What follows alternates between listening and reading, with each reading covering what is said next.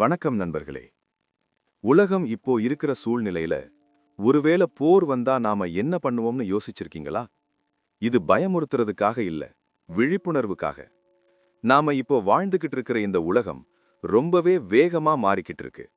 செய்திகள்ல வர்ற போர்க்கால சூழலை பார்க்கும்போது ஒருவேளை உலக போர் வந்தா நாம என்ன பண்ணுவோம் அப்படிங்கிற ஒரு பயம் எல்லாருக்குள்ளேயும் இருக்கு. இந்த வீடியோ பயமுறுத்துறதுக்காக இல்ல, முன்னெச்சரிக்கையா அவேர்னஸா இருக்கிறதுக்காக. ஒரு போர் சூழல்ல ராணுவ வீரர்களை விட சாதாரண மக்களான நாம தான் அதிகமா பாதிக்கப்படுவோம். அப்படி ஒரு சூழல் வந்தா உங்க குடும்பத்தை நீங்க எப்படி காப்பாத்தணும்? அத்தியாவசியமான 5 விஷயங்கள் என்ன? இத பத்தி தான் இந்த வீடியோல பார்க்க போறோம்.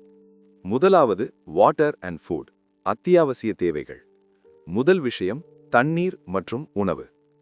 போர்னு ஒன்று வந்தா முதல்ல கட்டாகிறது கரண்ட் மற்றும் தண்ணீர் சப்ளை தான். சாப்பாடு இல்லாம கூட மனுஷன் ஒரு வாரம் இருந்துடலாம், ஆனா தண்ணி இல்லாம 3 நாள் கூட இருக்க முடியாது. அதனால உங்க வீட்ல மழைநீர் சேமிப்பு வசதி இருந்தா அதை சரி பண்ணுங்க. அப்படி இல்லைன்னா ஒரு வாரத்துக்கு தேவையான தண்ணீரை எப்போதும் சேமிச்சு வைக்கும் பழக்கத்தை உருவாக்குங்க. ஃபுட் டிப், உணவு ஆலோசனை. போர்க்காலத்துல ஃபாஸ்ட் ஃபுட் கிடைக்காது. அதனால அரிசி, பருப்பு, உப்பு, புளி போன்ற கெட்டு போகாத பொருட்களை சேமிக்க கத்துக்கோங்க. முக்கியமா ட்ரை ஜிஞ்சர், சுக்கு, மிளகு இதெல்லாம் கைவசம் இருக்கட்டும். ஏன்னா மருந்து கடைகள் மூடப்பட்டிருந்தா இதுதான் உங்க ஆரோக்கியத்தை காப்பாத்தும். மூன்றாவது, த கோ பேக், அவசர காலத்து பொருட்கள். First aid kit, torch light, matchstick and important documents in a waterproof bag வைத்துக்கோங்க. ஒரு அவசர நிலை வரும்போது எதை எடுக்கிறதுன்னு தெரியாம பதட்டமாகுவோம். அதனால ஒரு எமர்ஜென்சி பேக் தயார் பண்ணி வைங்க. அந்த பேக் தண்ணீரில் தாக்கு பிடிக்கும் அளவுக்கு இருக்கட்டும். உங்கள் வீட்டில் தனித்தனியாக குடும்பதாரர்களின் ஆவணங்கள், டாக்குமெண்ட்டுகள் எடுத்து வைத்துக்கோங்க. ஏனென்றால் பதட்டத்தில் தேட முடியாது. நாலாவது விஷயம், கம்யூனிகேஷன் அண்ட் பவர். தொலைத்தொடர்பு இணைய சாதனங்கள், இன்டர்நெட் வசதி இருக்காது. இந்த வழிமுறை பின்பற்றுங்க. AM, FM ரேடியோஸ் அண்ட் சூரிய ஒளியாய் மின்சாரத்தை உற்பத்தி செய்யும் சாதனங்கள், சோலார் பவர் பேங்க்ஸ் வைத்துக்கொள்ளுங்கள். இன்டர்நெட் கட் ஆனா என்ன பண்ணுவீங்க? ஒரு சின்ன ரேடியோ உங்ககிட்ட இருக்கிறது ரொம்ப அவசியம். அதுதான் அரசாங்கத்தோட அறிவிப்புகளை உங்களுக்கு கொண்டு வரும்.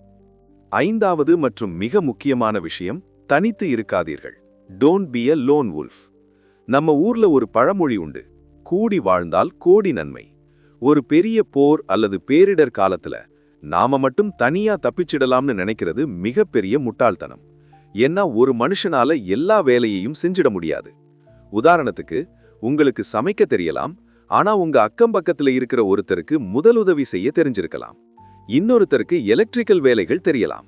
ஒரு இக்கட்டான சூழல்ல நாம எல்லாரும் ஒருத்தருக்கு ஒருத்தர் உதவியா இருந்தா மட்டும்தான் அந்த பாதிப்பிலிருந்து மீண்டு வர முடியும்.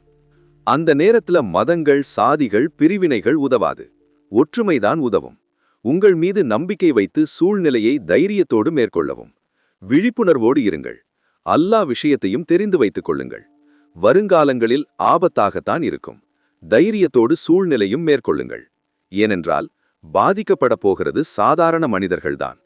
பெரிய பெரிய தொழிலதிபர்கள் மற்றும் நாட்டு அதிபர்கள், பணம் பறித்தவர்கள் எல்லாரும் தனக்கு என்று பல வெளிநாடுகளில், ஆஸ்திரேலியா போன்ற அமைதியான தீவு நாடுகளில் தனக்கென்ன பங்கர்களை பாதுகாத்துக் கொள்ளுகிறார்கள். முன்னெச்சரிக்கையோடு தனக்கென்ன பங்கர்களை கட்டி வைத்திருக்கிறார்கள். மற்றும் எலின் மாஸ்க், ஃபேஸ்புக் நிர்வாக ஓனர் மார்க் சுக்கர்பர்க், அம்பானி, இன்றும் பலர் இதுபோன்ற இவர்கள் முன்னெச்சரிக்கையோடு செயல்பட்டிருக்கிறார்கள். ஏனென்றால் அவர்களுக்கு தெரிகிறது, யுத்தம்ங்கிறது ஒரு அழிவு. அது யாருக்கும் நல்லதில்லை. ஆனா வர்ற ஆபத்தை உணர்ந்து தற்காத்துக்கிறது தான் புத்திசாலித்தனம். இந்த தகவல்கள் உங்களுக்கு தேவையில்லைன்னு நினைக்கலாம், ஆனா தெரிஞ்சு வச்சுக்கிறதுல தப்பில்லை. இந்த வீடியோ உங்களுக்கு பயனுள்ளதா இருந்தா உங்க உறவினர்களுக்கு பகிருங்க. மறக்காம நம்ம சேனலை சப்ஸ்கிரைப் பண்ணுங்க. அடுத்த வீடியோல ஒரு சர்வைவல் கிட்ல என்னென்ன பொருட்கள் இருக்கணும்னு விரிவா பார்ப்போம். பாதுகாப்பா இருங்க, விழிப்புணர்வோடு இருங்க.